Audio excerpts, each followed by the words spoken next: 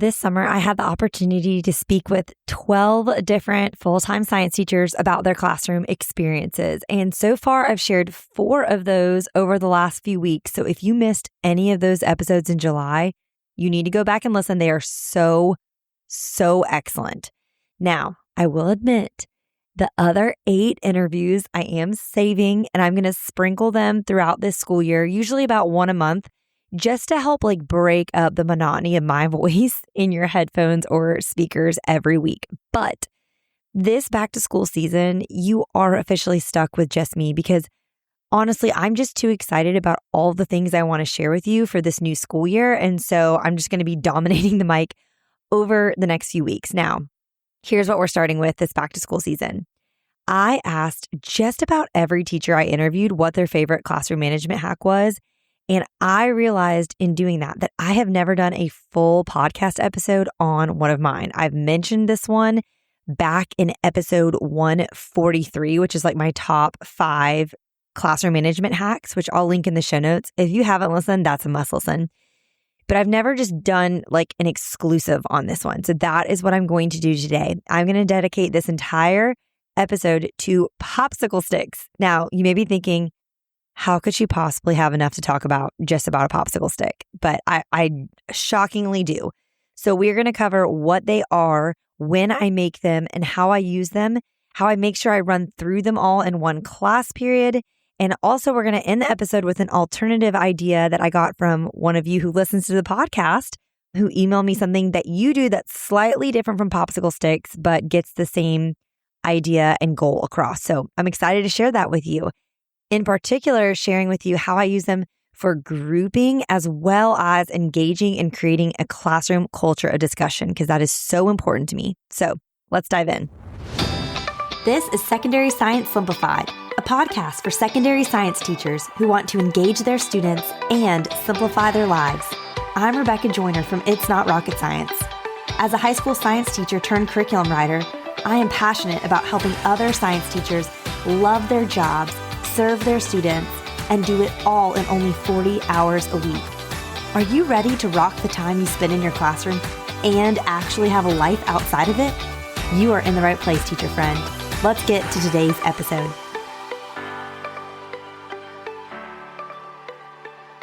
So when I say popsicle sticks, what am I talking about? I am literally talking about popsicle sticks, or you might see them called craft sticks. You can find these at Walmart, at a Michael's or other craft store, on Amazon. You can get a 200 pack on Amazon right now for $5. That's 25 cents each. Or you can go big and get a 1,000 pack for $11, which is just 11 cents each. I had an 1,000 pack and I never even got through all of them before my maternity leave and when I left the classroom to do this full time. So it's worth the investment. I think you're going to get your money back in turn with them. But literally, it's just a popsicle or craft stick. And what I do is I use a permanent marker and I write students' names on them on both ends. So if your name is Casey, I'm writing Casey on one end and Casey on the other end. And then I store these one of 2 ways, either in plastic bags that are just labeled by class, and then I Velcro them to the side of my demo table. Or in the past, I've stored them in beakers when I had a slightly larger class space to store them. I personally love the noise of mixing them up with my hand and the popsicle sticks mixing in the glass beaker. It's an extremely satisfying sound. And I loved it because my students would hear that sound and settle down because they knew either they were going to get called on or they were going to know who their lab group was going to be or who their partner was going to be. And so they just listened in. But it's not quite as convenient to have them stored in beakers. It takes up more room. You just may not have the ability to do that. So the plastic bags are just a really easy and simple way to do it. And then I could just rip them off the side of my demo table, stick them back on as needed. So that is what they are. Now, when do I make them? This is a first day of school activity for me. Okay, this is so important to me. Now, you may be saying, why don't you just do it before school even starts when you have time, during those meetings? It'd be a very easy thing to do during your back to school PD and meetings that you're having. But I personally like to wait till the afternoon of the first day of school, and here's why. On the first day, I always put students in a seating chart by their last name so it can help me learn their names. I try to learn every student's name by the end of the 3rd day of school. So putting them in alphabetical order by last name, for some reason to me, it's easier to memorize first and last name together. So if I do that, that just kind of helps me start to learn the pattern. But one thing I do on the first day is I walk around to every single student and introduce myself while they're working on something for me, which if you're like, what else are you doing on the first day of school? You need to listen to episode 141. It's all about how I run my first day of school. And I'll link that in the show notes as well. But I'm walking around while they're working independently and I'm meeting every student like, hey, Casey, it's nice to meet you. Do you go by Casey or do you prefer to go by another name? And when I do that, I write down their preferred name because oftentimes, especially nowadays, students go by their middle name. They go by some sort of nickname. Even if your LMS has something in it where it has like a student profile where it says like, for instance, my oldest son, his name is Thomas after his father, but he goes by T-E-E. So we put on all paperwork Thomas and then we put preferred name T. But even still, sometimes that just like doesn't translate to the teacher. Or, I'm Rebecca. I grew up going by Becca or Rebecca, but like maybe it just said Rebecca in the profile, but I want to go by Becca. Maybe a student's going by a new nickname. I don't know. I just like to always double check on the first day. And I just like that face-to-face time with each student, just to look each student in the eyes, welcome to my class, find out their preferred name. So that is something I'm doing. 9 times out of 10, there's at least 4 to 5 students whose names are different from what I thought they were going to be or what they're going to go by. And so that's an opportunity for me. I change it on my seating chart because that's what I'm memorizing their names from. And then I make the popsicle sticks from there because I want their preferred name on that popsicle stick, not their, given name on their birth certificate. I don't care what that is if they don't go by it.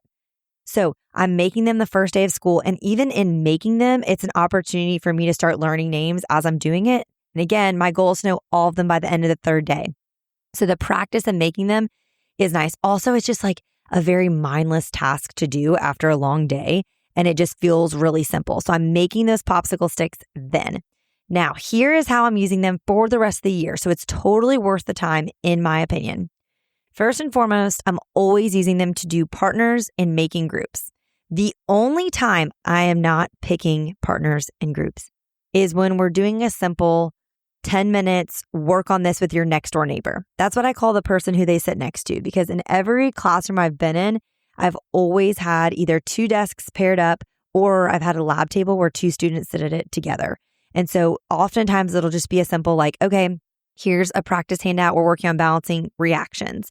You're going to have 7 minutes to work on this on your own. Timer goes off and then I'm saying, okay, now you're going to have 5 minutes, consult with your next door neighbor on any that you didn't get to or any you're concerned about. See if your answers match. You can help each other, kind of work together, that kind of thing. That is the only time I am not picking partners in groups. And technically, I'm kind of picking those too because I make the seating charts and I'm a big fan of seating charts.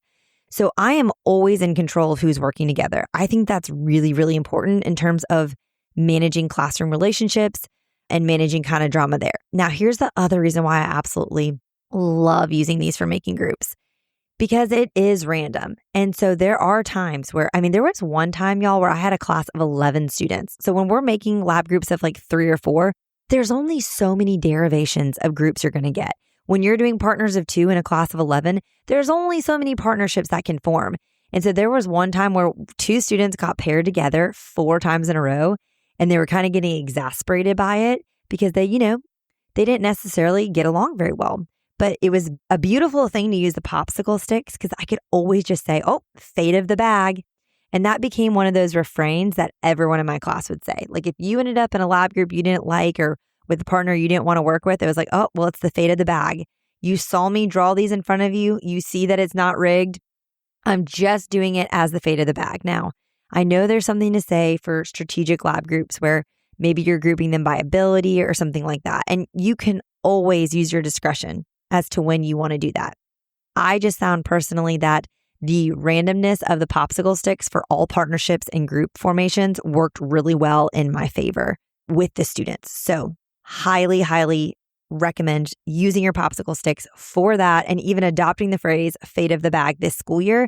It kind of helps take the pressure off you and puts it more in the hands of destiny, if you will, in terms of who they end up working with. Another way I'm primarily using popsicle sticks, other than grouping, is engaging my students in discussion. Having a classroom culture of discussion where we are in constant conversation, students with me and students with each other, is like a non-negotiable for me and for my students. I think especially in these most recent years where students are so glued to devices. They are so bad at talking to people face to face. Even now, I'm like, they're not making customer service calls and talking to a human being. When they make a customer service call or schedule an appointment, they're doing it with, an automated program with an AI chatbot. Like, it is so rare that they are getting face-to-face communication time. And that is a lifelong skill that is going to serve them and also differentiate them from all the other people that they're competing with for jobs. Being able to speak face-to-face, I genuinely believe it's a dying art. I'm going to share more about life skills. I think it's important to intentionally teach students in episode 251. So that's coming in a few weeks. But this is a hill I will die on. And that is, we are going to be in discussion. You are going to talk to me. Now, if you're thinking, my students won't talk to me, I can't get high schoolers to talk to me, you need to listen to episode 225. I will link it in the show notes. But I go into a lot of detail on that. But this is one of the ways that I'm engaging them and kind of forcing the discussion is with popsicle sticks. My students know at the beginning of the year, I tell them, I'm going to go through this bag of popsicle sticks twice every class period. That's my goal. Obviously, we're not perfect. There's grace there. But I am trying to do that because I want to ensure, y'all, that I'm talking to every student twice in a class period. This is something I've always really prioritized, but especially now that one of my children, which I will not identify on here, but one of my children is extremely middle of the road. Okay. The most average of average in terms of academics. This child, though, is also extremely obedient and is just not going to make a fuss. So this is the ideal student to fall through the cracks in your classroom. This child/student is not going to be the best and they're not going to be the worst. So they're not going to be getting a lot of attention from an academic standpoint that way. And then from a behavioral standpoint, they're going to be really, really obedient. So they're never going to be causing a fuss there too. They're also not want to draw attention to themselves. They're not necessarily shy, but they're not going to volunteer information and raise their hand. I remember asking this child once what their least favorite part of school was. And they said, raising my hand to talk. I'd rather just not even talk the whole class period if I have to raise my hand.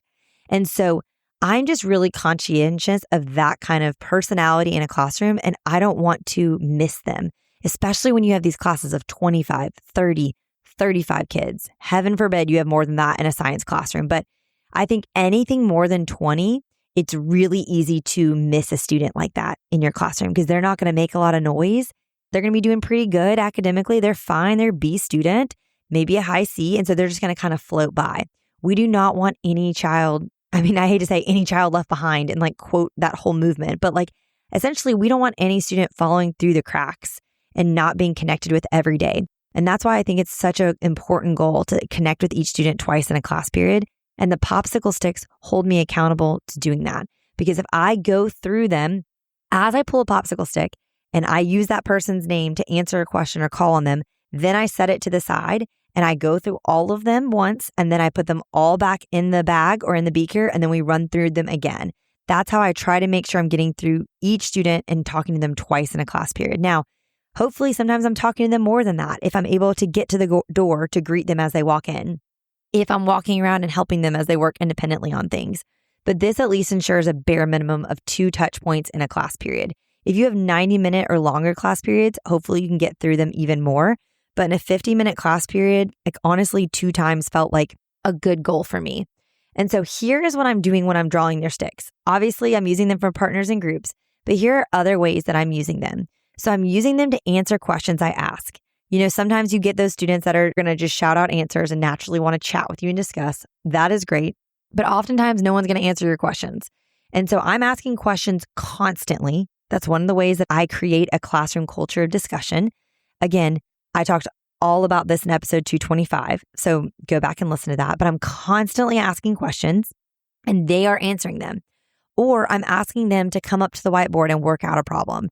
I love to have students work independently on 3 to 5 practice problems. And then while they're working on them, I'll go ahead. I'll send them off to work on some practice problems. And then I'll go ahead and say, I'll draw 5 names and assign numbers. Hey, Jay, when you finish number 2, you're going to come up and do it on the whiteboard. Hey, Stefan, when you finish number 5, you're going to do number 5 on the whiteboard. And I'll divide my whiteboard up. And then while their peers are working, they can come up and work out the problem on the whiteboard. It takes a lot of the pressure off of them too, because it's not like everyone's just watching them write it, because everyone's working either at their desk or on a whiteboard. And then we kind of go over it as a class while they're seated back down. So I'm talking about this while I'm up front, but they've already done their work and they're not up there like getting scrutinized. I don't even make them write their name up there. Like, I don't need to know that Stefan did number 5. Okay. I'll just go over this and say, okay, one of our friends did number 5. Let's walk through. Let's grade their work. Let's see if we need to correct anything. So they're answering questions. They're coming up to the whiteboard to work out problems. They are doing simple things for me too. One of the ways you make sure you're going through them all at least twice in one class period is you're doing a lot of drawing names for low lift things. This also helps your students with anxiety or your really shy and introverted students not dread your class by making sure you're mixing in low lift requests like, hey, I'm going to draw a name and say, hey, Janae, will you read the directions out loud? Or, hey, Carlos, go grab me 3 beakers from that cabinet. Like, that is a way I'll draw a stick, and that checks your box for like 2 times I'm going to call on you. That's one of the times I'm going to call on you. So I'm mixing in a lot of these things. Other ways that I kind of take the pressure off to make it less stressful for students. One is it's just an expectation that's set, so they just come to know it and they do adjust. Students are so resilient if we give them the chance, y'all. But also I give them some freebies. I say, hey, if I ask you a question and you can't answer it, I'll put your name back in the bag once. I'll say, okay, you can phone a friend. They can say, I want to phone a friend. I say, okay, that's fine. I'll put their name back. I'll draw someone else's name. But they know that they're going to get called on again because I'm not going to let this go. It's not like you can just deflect the question and know you're not going to get called on the rest of class. I'm going to get through the bag. So they can do this about once before I'm going to make them answer the question. If they truly are like, I can't think of one thing to say to you in response to this question, I encourage them to ask me a question. If you can't answer a question, you can ask a question. So, okay, you're confused, you don't know. Let's identify a question that you can ask to get more clarity. That is another skill in life that I think they're not very good at asking questions. I think in their brains, they've learned like, if I don't know the answer, I'm just going to shut down and wait for someone to tell it to me, or I'm just going to say, I don't know and hope they move on from me. But we are going to press in and help them ask questions. That is like an NGSS science and engineering practice. They need to be able to ask and answer questions. So that's something they can do too. That helps avoid students shutting down or just saying, I don't know every time you draw their name. Now, again, some ideas for how to make sure I get through all of them. We're doing low lift asks like read directions out loud, do something for me. Like I said, they're answering questions, they're coming up to the whiteboard, that kind of thing. Oh, and for the coming up to the whiteboard, let's say you're doing a quantitative problem. Like they're solving for kinetic energy, okay? And they're like, well, I have no idea. I have a problem-solving technique called radar that I teach my students in order to help them walk through quantitative problems in particular that we have signs for on the whiteboard, which I'll link in the show notes. I've got a blog post about it, but there's no reason a student would ever leave anything blank. So I will even tell them, okay, you don't have to even solve the whole thing, but you can at least start radar. Radar is reading, and then they are going to basically analyze and they're going to label knowns and unknowns. And then they're going to diagnose and try to come up with what's the equation we would use. So even if we're solving for kinetic energy and all they do on my whiteboard is write KE equals question mark and mass equals, and they label the mass, and velocity equals, they label velocity, and then KE equals 1/2 mv squared, and they write down the equation, I'm fine with that. Like, I'm not drawing their name and expecting them to always be able to come up and do the whole problem. That's fine, even if they do something. And I think when you communicate that early on, like, hey, just do your best. You're not signing your name up here. No one's going to remember that you did number 3 because no one's paying attention to you right now. I think that really helps take the pressure off too. So these are ways we're making sure that we're getting students up there and we're getting through them all. 2 other things that I think are great. One is at the start of class, if you want to take 1 minute, my chemistry teacher always did this, and ask for any news of interests. So after going over your bell ringer, before you transition to what you're doing that class period, you can say, hey, are there any news of interest before we get started? Anything you need to get off your chest before we dive into science content? Sometimes I would even joke, and like my really chatty students, like this one student I'm thinking of, Jacob, I'd be like, Jacob, you got anything you want to share? Anything you need to say before we start class, okay? He was just, I don't want to say class clown because that feels like such a negative term because he was a delightful student. He just had a lot of personality and a lot of things he wanted to share. And so I could start off class saying, any news of interest. And that was the way I knew that I checked in with Jacob at least once. You can do news of interest and draw sticks and get some in there, like draw 3 people and say, hey, do y'all 3 have any news of interest type thing? That's an opportunity too to check in with students. But my favorite to really make sure you're getting through the popsicle sticks is at the end of class. And that's what those last few minutes of class, you can say, tell me something good. This is the tell me something good time. I love that it cultivates optimism. It ends on a high note, and they can literally tell you anything. It could be something good in their life. It could be what they're having for lunch. It could be something good in a friend's life. It could be that Taylor Swift has a new album coming out. I mean, it could truly be anything they want. They just need to tell you something good. If they can't think of anything good, or if they're shrugging you off or saying, there's nothing good in my life, you can ask them to say, hey, okay, well, when's our next test? And they can look on your whiteboard and see and shout it out. Or when is that lab due that we did today? Or, hey, when are my tutoring hours again if someone needs more help from Mrs. Joyner? Literally just anything simple like that they can read off the whiteboard. That's an easy way to, again, low lift, get everyone speaking, everyone engaging. You're getting FaceTime and eyeball contact, like you're making direct eye contact with these students twice a day, but they're able to answer something that's not like a heavy hitting question that's going to stress them out if they don't know the answer. So those are popsicle sticks. That's what they are, when I make them, and how I use them, and make sure I get through them all in one class period. Again, my goal is twice. I don't always do that perfectly, but I do it enough that students come to expect to be called on at least twice. I want to end this episode with an alternative idea from a listener that was sent in to me.